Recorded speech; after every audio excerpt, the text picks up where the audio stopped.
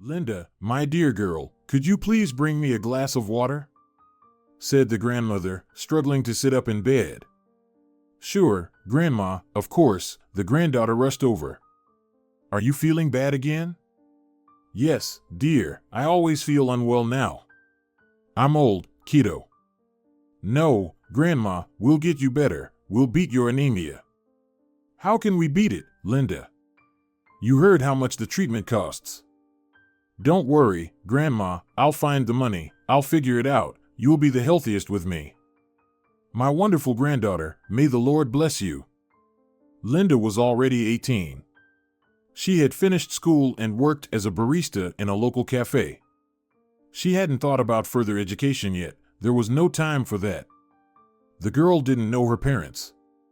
Her mother died in childbirth, and her grandmother didn't even know about her father. She only said that he confused the girl and disappeared. Besides her grandmother, Linda had no one closer or dearer. They always lived together in a tiny apartment in a small port town. Laura always tried to give her granddaughter the best. She worked as a seamstress in a small workshop and took orders at home, trying to provide everything necessary for her granddaughter so that the girl didn't feel deprived. Linda grew up a smart girl, always able to stand up for herself. She loved her grandmother more than life itself and was always very afraid that something might happen to her, that she might lose her. And now this anemia. Linda had no idea where to get money for treatment, and quickly at that. By the time you wait for that quota, you could die 300 times over. But Linda believed everything would work out, she would manage to cure her grandmother of this terrible illness. Linda was on her way home from work. It was already around 9 in the evening, getting dark. She still needed to stop by the store and buy something for dinner. Linda passed by an open cafe. A group of young people was having fun there. "Hey, beautiful, come join us," shouted one of them. "Maybe when I have a Rolls Royce, I'll consider it, but for now, no need to shout and bother passers-by," muttered Linda, not slowing down, and walked past. "You're feisty," said the same guy with a bright smile. There was something enticingly forbidden about this guy. Linda tried not to think about it. Nonsense. She needed to think about her grandmother and work, not some spoiled boy who only knew how to sit in a cafe and have fun with his friends. The girl turned into the nearest shop. She quickly grabbed everything she needed and stepped out onto the street with a paper bag. She was looking down to avoid stumbling. The steps were old and rickety. The girl didn't notice the same guy with the bright smile who had just been sitting in the cafe with his friends. "Heavy bag, sweetheart?" he asked, smiling. "Just a normal bag," Linda replied. "Can't you sit in the cafe? Have your friends dispersed? Can't I help a girl who's stolen my heart? Let's skip that, shall we? I've read enough of that in cheap books when I was 14. So, come on, go have fun." Linda walked away briskly. Away from that ladies' man who, apparently, was burdened with no problems at all. Most likely, he had a wealthy daddy or mommy who solved all life's difficulties for him, leaving him only to roam the city at night and hang out with friends, or perhaps with girls. Linda was annoyed that she was thinking about him. Maybe she was just tired? Maybe she simply lacked girlish joys? After all, Linda couldn't even afford to just hang out with her girlfriends. They all were dating someone, enjoying their youth. While she had to think about how to survive, how to find money for her grandmother's treatment. The doctor said it's better to start it soon, then there's a chance that everything will be fine, and Donna Laura will quickly recover and live many happy years ahead. No, Linda would do everything to find the money and pay for this treatment. She had no other choice. "Hello, Granny," Linda called from the doorway. "Hello, my dear." Grandma responded with a voice more lively than usual. "How are you?" "Today, you know, a bit better. Not lying around like a log all the time. Watered the flowers. You're such a clever girl. How happy I am. Soon I'll cure you. We'll ride bicycles together." "Oh, granddaughter, what kind of cyclist am I?" A very wonderful cyclist. The granddaughter kissed Grandma on the cheek and began to unpack the groceries from the bag. The next day, Linda, as usual, stood at her usual place in the cafe behind the bar counter. There were few visitors in the morning. Probably because it's a day off and people decided to rest after a week of work. Suddenly he entered, that guy who had been waiting for Linda near the shop with the slanting porch. "It's fate," he exclaimed, approaching the counter and looking into Linda's eyes. "It's just a small town," the girl replied calmly. "You're likely to encounter a familiar face somewhere." "No, it's something else." "Until what time are you here today?" "Want me to treat you to the tastiest ice cream in town?" "I know this town inside out. There's no ice cream here worth admiring." "Are you placing an order?" Linda adjusted her hair. "Yes, I want coffee, with Bailey's." "Can you make it?" A girly drink, don't you think?" "Maybe. But today I really want it, Linda." He stared at the badge on the young barista's left pocket of her uniform. "I'm Jordy. A couple of minutes, and your coffee will be ready." "Jordy." "Thank you, sweetheart." He sat at the nearest table and stared out the window. Georgie finished his cup of coffee and headed towards the exit with brisk steps. On the table, he left a generous tip and a small note. It felt so unusual to see such a note in the 21st century, in the age of high technology, when everyone communicated solely through messengers and phones. It reminded her of something childish, charming. "Linda, the thief of my heart, I beg you, do not refuse me. I will come for the closing, and we will take a walk. I'll treat you to just ice cream. I think of you all the time." "Georgie," the girl read on the scrap of paper and tucked it into her pocket. They walked along a small alley and ate strawberry ice cream. It was so easy with this guy. Now he didn't seem like the obnoxious poser who throws around pretty phrases just for fun or to show off in front of his buddies. They simply chatted about everything and enjoyed the evening coolness. "Where do you study?" Georgie asked. "Not anymore, school is behind me." "And what's next? Don't you plan to apply anywhere?" "Not at the moment. I have a sick grandmother. I need to work now. I'm saving up for her treatment. She's everything I have in this world." "I understand." Georgie suddenly stopped, pulled the girl towards him, and kissed her. Linda began to push the guy away, but the kiss felt so tender, so pure to her that she simply couldn't resist him. Linda had been dating Georgie for about a month now. She felt like she wanted to spend her whole life with this person. She fell head over heels for this smiling guy, eagerly awaiting each new meeting. The girl couldn't focus on work, slept poorly, and completely lost her peace. "Linda, what's going on, my dear?" One evening, Grandma asked when her granddaughter brought her a glass of warm milk with honey before bed. "Nothing happened," Linda replied, avoiding eye contact.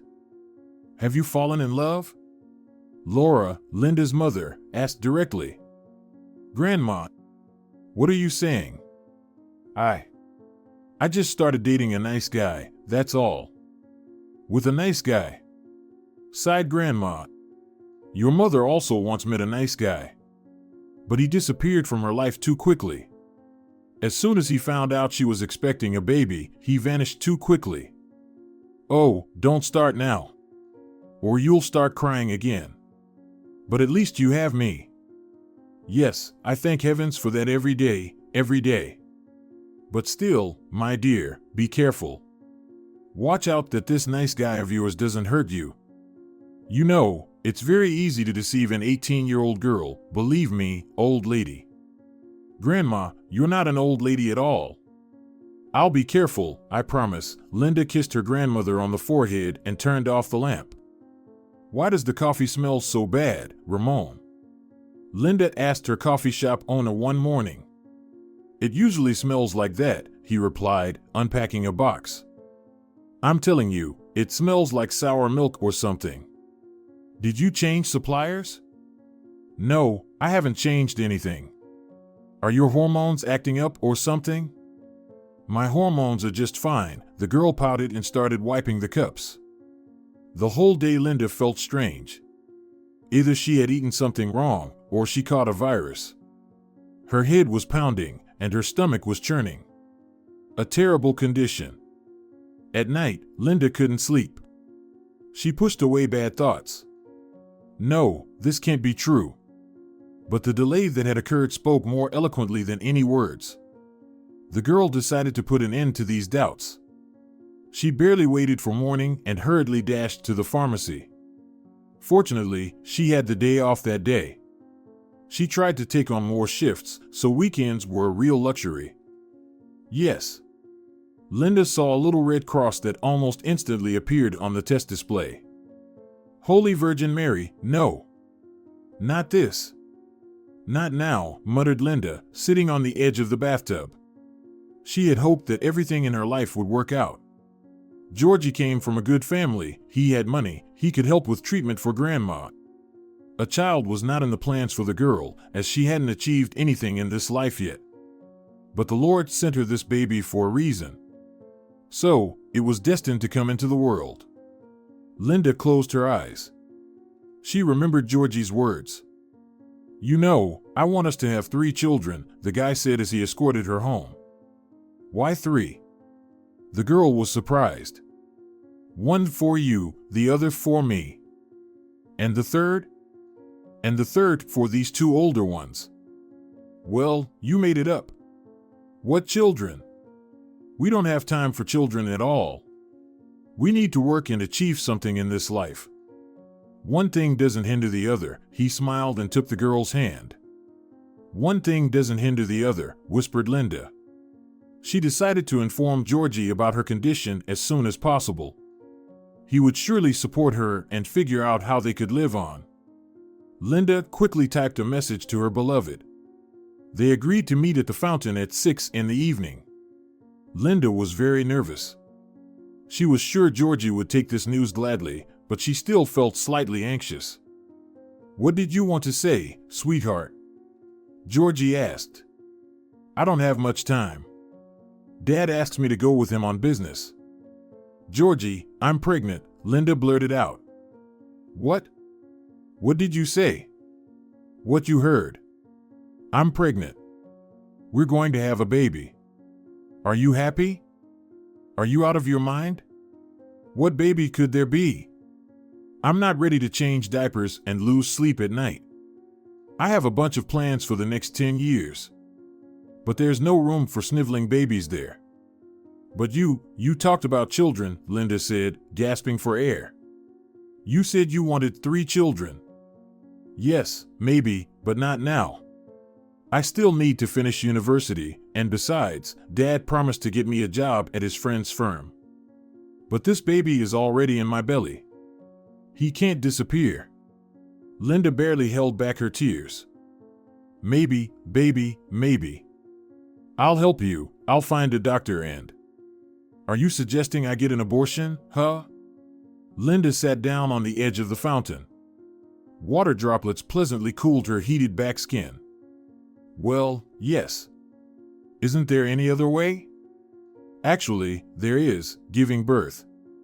Yes, but that's not the solution for us. At that moment, Georgie's friends approached. Hi. They cheerfully greeted. Are we interrupting? No, not at all. Just Linda got a little carried away playing future mommy. Right, sweetheart? He turned to Linda. She was silent, tears choking her, but the girl tried not to burst into tears right here and now. You know, sweetheart, you're really beautiful, and you're just amazing in bed, but I'm not ready for all this vanilla stuff like marriage and having a child. So let's part ways nicely, without unnecessary drama. If you need help with a doctor, you know how to find me. And then Georgie simply turned around and strode off with his buddies towards his house.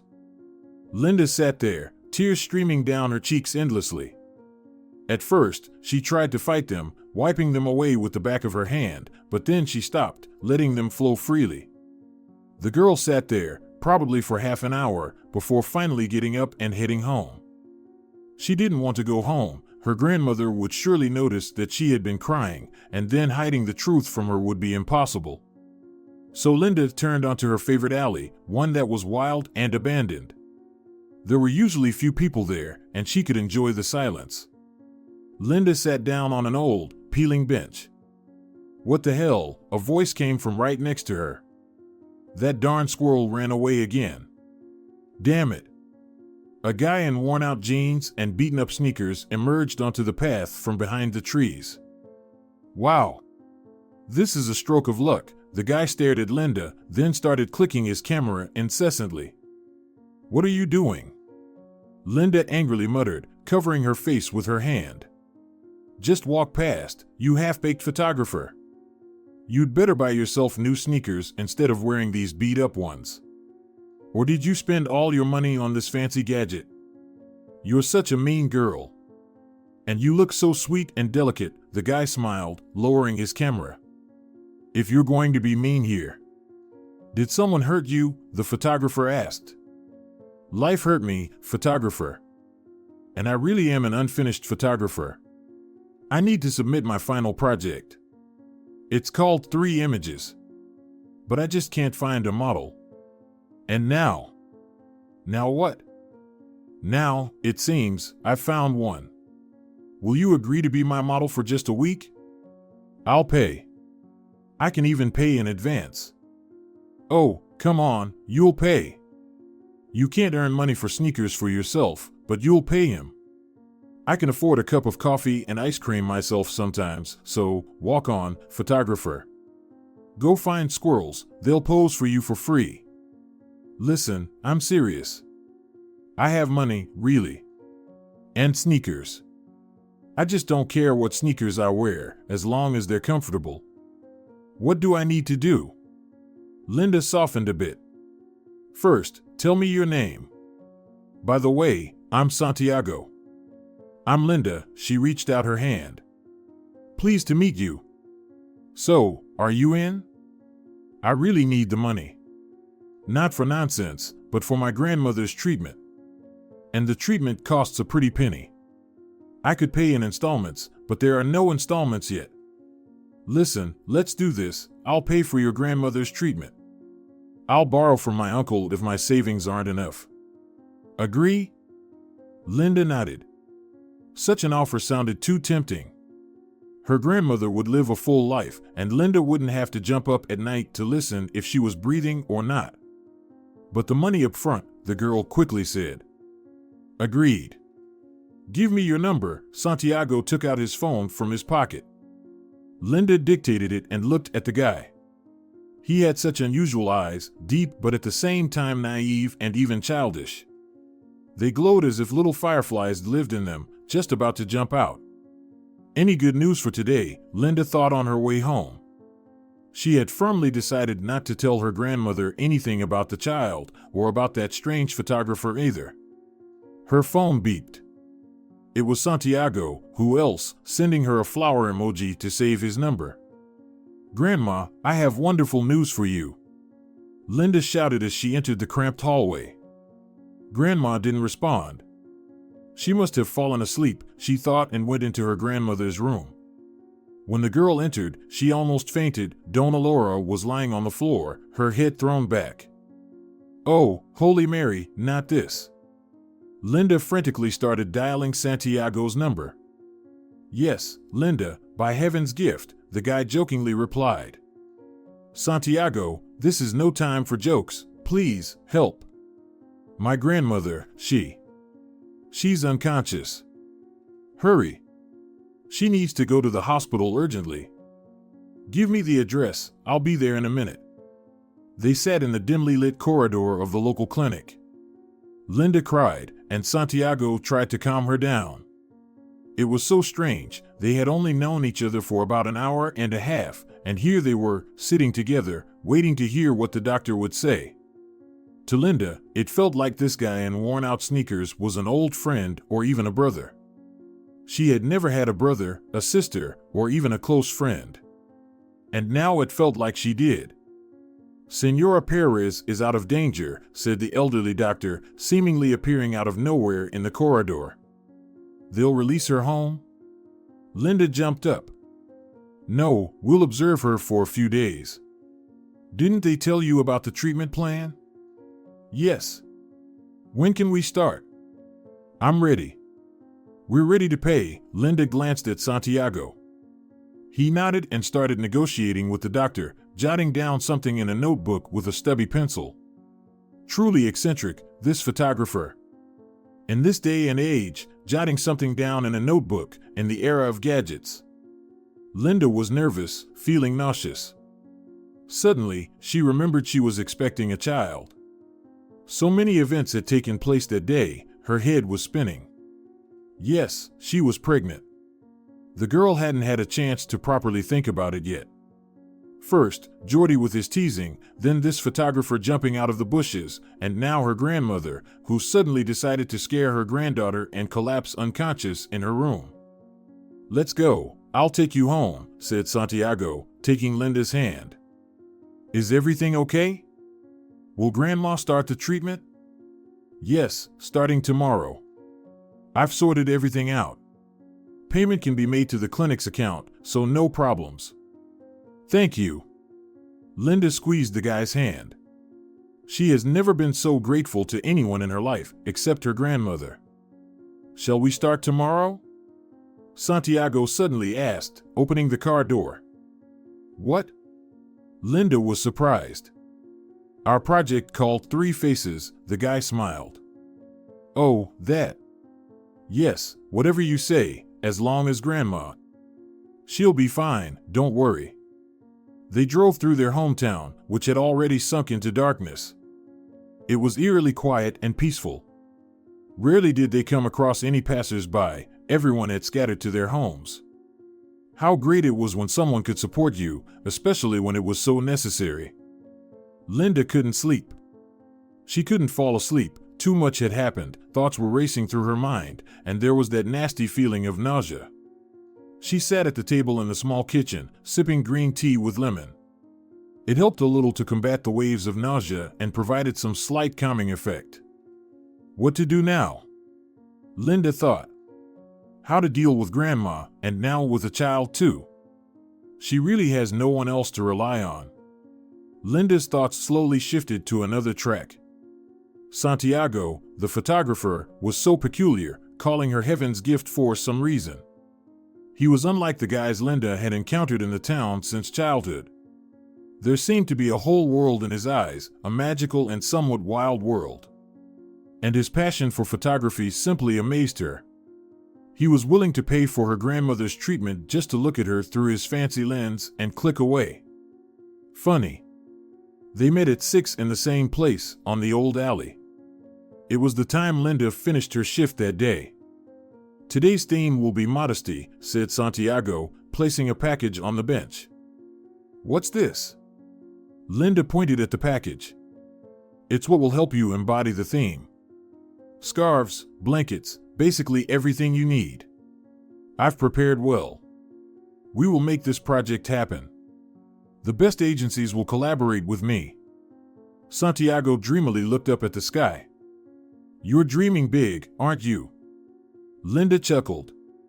Instead of just going to work, here you are with your camera, chasing girls, and bringing along a bag of mysterious stuff. That's because I want this to be my job. My uncle pushed me into law school, but I couldn't last 2 years, I left. It's not for me, all those laws, articles. Mine is the sky covered in feathery clouds, the sun setting, burning like a spark in the thickening blue of the sky, and a girl with eyes the color of moss, living on the bark of a tree. My eyes are just ordinary, some moss came up with that. All right, tell me, what do I need to do? Linda threw her bag on the bench. Here, take this scarf and drape it over your head. He handed the girl a snowy silk scarf.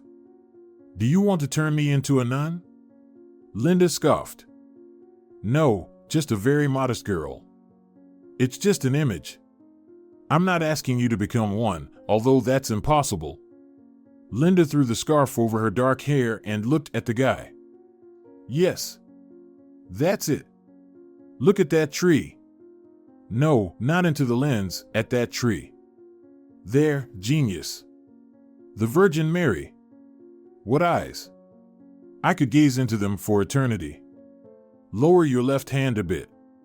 Left. Yes, like that. Just fabulous. And so it went on for about 2 hours until it was completely dark. Santiago, from a regular guy in worn-out jeans and scuffed sneakers, turned into some sort of incomprehensible creature. He squatted down, jumped onto the bench, and clicked away with his big camera. At first, Linda thought it was nonsense, but after a while, she herself became immersed in this world, as if being infected by the photographer's madness. Now she wanted to strike a pose that, as she thought, suited the moment best. "You're a fantastic model," praised Santiago. "You seem to just know what to do," he added, lowering the camera and looking at Linda.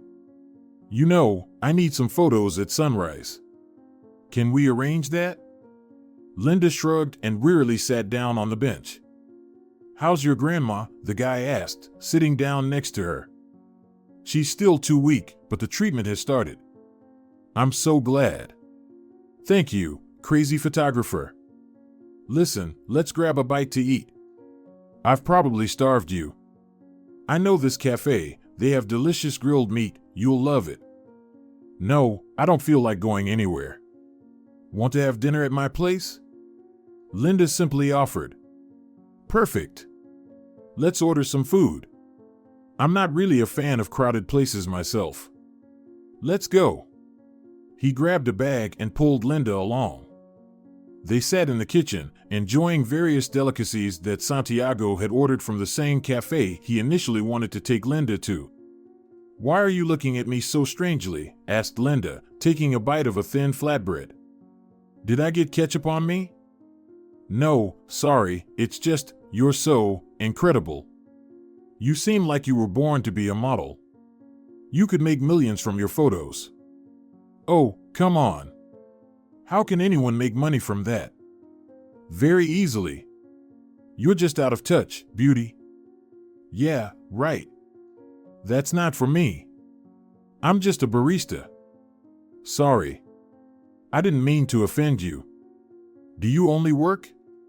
Are you not studying anywhere?" "Nowhere," Linda shook her head. "I don't have time for studying. I need to earn a living. And my grandma decided to get sick on top of it. But we'll beat this anemia, won't we?" "Of course, we will. There's no other way." He looked at her with such tenderness and unwavering confidence that Linda's heart warmed. "You're a good guy, Santiago. I haven't met anyone like you before." "Really?" "Oh, come on. I'm just an ordinary guy raised by my aunt and uncle. What about your parents?" "Sorry if I'm prying." "No, it's fine. They died when I was 9. Car accident." "I'm so sorry," Linda said sadly. "My mom died shortly after I was born. And I've never seen my father. Not even my grandma knows who he is or where he lives." "Yeah, life, huh?" Santiago said softly. "But there's nothing we can do about it. Let's drink to people finding each other, those who truly belong together." He filled the glasses with orange juice. "Well said. Finding your person in this life can indeed be difficult. You think you've found the one you dreamed of, but they turn out to be a jerk. Yeah, Linda, someone really hurt you. I loved him, like a fool. I thought I found a decent guy, with whom I'd have a good family. He promised me, we'll go there, and we'll have kids, and a house with a pool, but in reality..." Linda took a sip from her glass. "And in reality?" Santiago looked at her attentively and very seriously. "In reality, he offered to help with money for an abortion and then ditched me to go drink with his buddies. I was just another fling for him, a girl to have fun with, that's all." Linda lowered her gaze. Her dark, thick lashes fluttered slightly. "And you agreed?" Santiago asked quietly. "Sorry for prying into your personal business." "What?" Linda seemed to emerge from her thoughts. "So, did you accept that guy's proposal about?" "No," the girl replied shortly. "I truly can't offer anything to this little one, but I can't bring myself to kill him. Of course, I didn't tell Granny anything, but I'll have to eventually. And then there's work. You're doing the right thing, Linda. If the Lord gives a child, he surely knows what he's doing. He smiled and took the girl's hand. Thank you, Santiago. You're really very kind. It's a pity your parents didn't live to see this day. They would have been delighted to have such a wonderful son. Santiago squeezed Linda's hand tighter. Goosebumps ran all over her body. There was something in him, a mixture of tenderness and strength, reliability and romanticism. So, tomorrow at dawn? Santiago asked and unexpectedly pressed her hand to his lips. Wake me up, okay? I'm terrible at waking up. I usually wake up when it's time to go to work, Linda chuckled softly. Deal. I'll pick you up, and we'll have breakfast together before our photo shoot. Tomorrow's theme is rocker, although we haven't shot the modest one yet, Santiago winked mischievously at the girl. With you, one never gets bored. Leaning back on the chair, Linda said. Day turned into day. All 3 looks were captured, and Santiago defended his graduation project. He was offered to collaborate with a major advertising agency. With Linda's consent, he placed her most glamorous photos on stock websites. We'll make good money, you and I. Santiago cheerfully remarked one day as he walked Linda home after a short stroll. Do you think anyone will buy my photos? Linda asked incredulously. Of course. They'll line up for them. How is Dona Laura feeling? They're discharging her tomorrow. Will you help me pick her up? Of course. Just let me know when, and I'll rush over. Some night on a white horse you are. What a splendid guy your Santiago is. One couldn't help but fall for such a young man, Grandma said as she and Linda were left alone in her room. Santiago helped her settle into her chair and left on some errands. Yes, Santiago is very kind, almost as if he's from another era when noble knights weren't a rarity. Linda refrained from mentioning Jordi and his treachery. She also kept silent about her pregnancy for now. The most important thing was for Grandma to fully recover and regain her strength. They would definitely manage now. Linda began to catch herself thinking about her crazy photographer almost all the time. Her body shuddered pleasantly when she remembered his eyes and the way he'd kissed her hand casually as they chatted over dinner in the small kitchen of her and her grandmother's apartment. The coffee shop had already closed, but they sat at the table, unwilling to leave. Let's not stay too long, shouted the owner from somewhere in the back. Make sure to lock the door properly, Linda. Okay, Ramon. Just another half hour, and we'll go. I'll lock everything up as it should be. I'm out. Ramon's voice came from the back exit. Linda, come out with me, Santiago suddenly said. What? Linda almost choked. I want you to be my wife. Are you out of your mind, photographer? You know that I know. I think I can raise this child to be a decent person, unlike his real father. Linda was silent. A lump rose in her throat. And aren't you afraid I'll say yes? The girl tucked a loose strand of hair behind her ear. I hope you do, Santiago smiled. He leaned in towards Linda, and they merged into a long kiss. Linda was ready to spend her whole life like this. It was a different kiss, not the sharp and demanding one that Jordi gave her, but gentle and full of love. Let's go, I'll introduce you to Uncle and Aunt, said Santiago, getting up from his chair. A week later, they celebrated their engagement, and 2 months later, they got married. Although, they didn't have a proper wedding.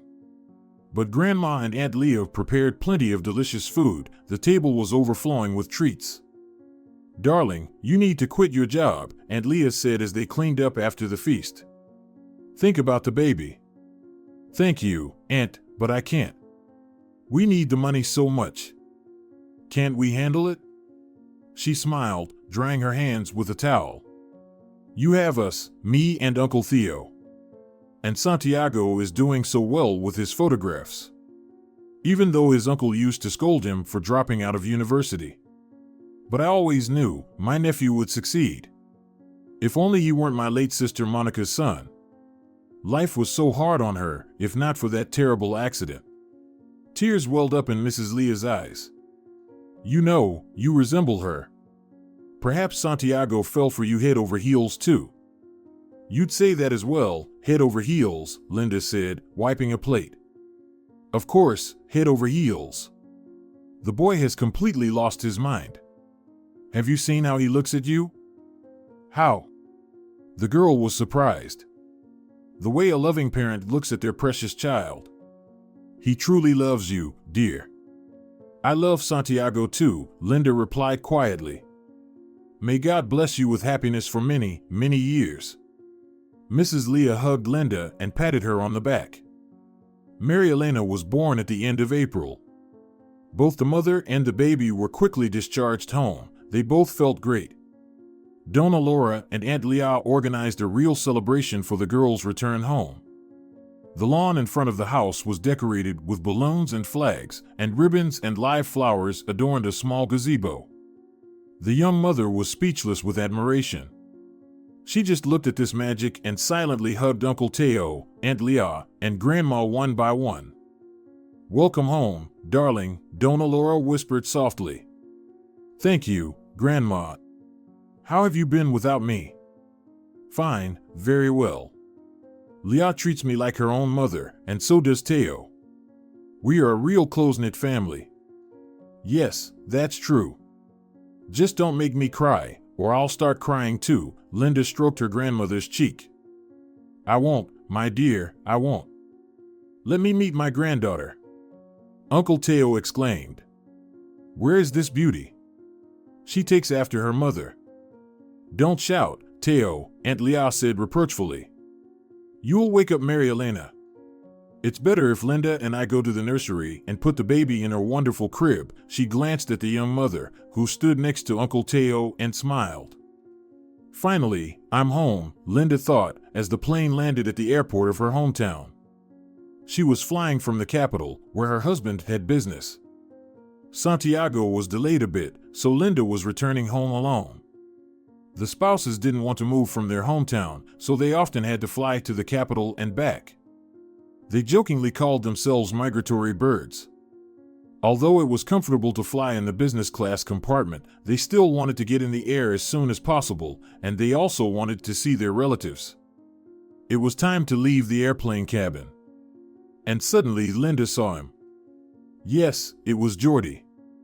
Only he was being pushed in a wheelchair by some elderly man. The guy had changed a lot. He had become thinner, and somehow his face looked gaunt. Their eyes met. Linda read in the gaze of the unsuccessful father of her daughter the longing and pain. Hello, Linda said softly. Hello, beauty, Geordie replied and tried to smile, but he didn't succeed very well. Linda waited for Uncle Teo to pick her up. Rick, wait a minute, Geordie said to his companion. I'll exchange a few words with this girl. Okay, replied the man who was pushing the wheelchair ahead of him, and stepped aside. You've become completely different, Geordie began. So elegant, and success seems to radiate from you. I just met a wonderful person, Geordie.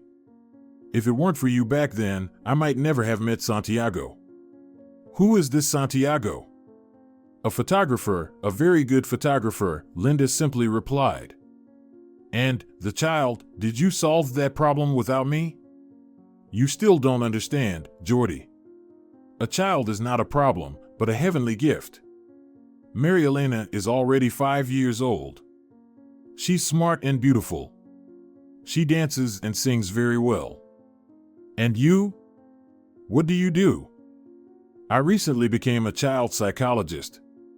I've already been invited to a children's development center in our city. Yeah, great. As you can see, I have nothing to boast about. Got into an accident on the very day I left you there by the fountain. Had quite a blast that evening with my buddies, and then, like an idiot, got on my bike. Well, I crashed into a truck. The doctor said I was born again. Usually, in such a collision, people die instantly. it would have been better if it happened. He swallowed hard. Don't talk like that. You can't beckon death upon yourself, Linda sympathetically replied. I'm really sorry this happened to you. Is there really nothing that can be done? No, nothing. I'll be confined to this damn wheelchair for the rest of my days, Jordy replied bitterly. I'm really sorry. How are your friends? Are you still in touch with them? What friends? Who needs a disabled person? They have their own lives. They don't even visit me. A couple of times they popped in when I was discharged from the hospital, and that's it. Yeah, you really have great friends, Jordy. It's my own fault. You get the friends you deserve. Don't despair. Life goes on. You need to keep living, if not for yourself, then at least for your parents. Just because you can't walk doesn't mean you should give up. Maybe you're right, sweetheart, the young man smiled. But it's hard. Very hard to accept. I understand, but you have to try. Sorry, I have to go, they're waiting for me. A girl in a bright red dress jumped out of the car. Mommy, I've been waiting for you so much. Is Dad coming soon? Mary Elena hugged her mother. Yes, sweetie, tomorrow or the day after. I missed you so much. I've learned a new dance. You're my smart girl. Linda took her daughter in her arms. She looks so much like you, Jordy said. You're the best thing that ever happened to me. We'll see each other someday, Linda said and headed to the car. Rick came over and drove Jordy to the car, which was waiting for them nearby. That evening, Jordy sat in the garden for a long time, looking at the stars and thinking. He thought about his life, so abruptly cut short for him. And there were so many plans, to work in a prestigious company, to travel the world. And now? He could hardly do anything independently. And the only travels were visits to the Capitol Clinic, where he underwent treatment courses several times a year. But there was no result whatsoever. He couldn't feel his legs, couldn't move a single finger. Georgie often remembered Linda, that bold girl with mischievous eyes and two playful braids that made her look like a schoolgirl. He recalled the coffee with Baileys she used to make especially for him, teasing that it was a girly drink. And her kisses. He had never experienced such kisses in his life. And he, the fool, didn't appreciate it, saw her as something ordinary, just another girl to have fun with. What if he hadn't left Linda back then? What if they had gotten married and had a child? What would have happened then? Maybe he wouldn't have been in that terrible accident and would now be happily raising his little daughter? Georgie didn't know the answer to that question. Nobody did. Such things were known only to the universe. It's been a while since I photographed my wonderful model, Santiago said before going to sleep. But am I still a model? That was 5 years ago when I was something, just a girl. And now? Now you're even more beautiful, my green-eyed witch, her husband said tenderly, kissing Linda on the shoulder. You're still a crazy photographer. I think you love your camera the most in the world, or rather, your cameras. Not at all, my darling. I love you and Mary Elena much more. I don't believe you, Linda jokingly poked his chest with her index finger. I'll prove it to you right now. Santiago began showering his wife's neck with small kisses. I recently saw Jordy, Linda said, cuddling up to Santiago and resting her head on his shoulder. Who? He didn't understand. He's Mary Elena's biological father. I hope you're not falling for him again? Santiago winked at his wife. No, of course not, silly. I only love you. My photographer in worn-out jeans and sneakers that have long begged to be thrown away. Remember that day we met on the abandoned alley? How could I forget that day? That's when I met the best girl in the world, he kissed Linda on the forehead. And then he got me, and then got drunk with his buddies, got on his bike, and crashed into a truck.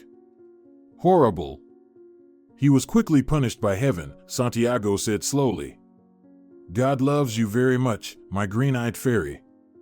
You know, I feel sorry for him. He's so helpless in that wheelchair. Linda, he brought it upon himself. Stop pitying that scoundrel who just took advantage of your naivety and then discarded you like an unwanted thing. Thank you, my dear, thank you, Linda said emotionally and hugged her husband even tighter. For what? Just for being you, for coming out of the bushes with your camera and saving my grandmother, and me too, pulling us out of that hell from which we had neither the strength nor the ability to escape. Linda, my girl, what are you saying? I thank fate for meeting you, every day I thank. Although, you know, there is still one debt behind you. What? What debt? Linda sat up on her elbow and looked into her husband's eyes. I want a son. I already have a daughter. Now I want a son. Oh no. I've just started working as a psychologist. You'll have to wait for your son, his wife laughed. I've already waited too long. I'm not waiting anymore. I think now is the perfect time. He began tickling Linda. 9 months later, Santiago Alonso proudly called himself the father of Mary Elena's daughter and Marcus's son. Dear viewers, if you enjoyed the story, please support the video by liking it and leaving a comment. Thank you very much.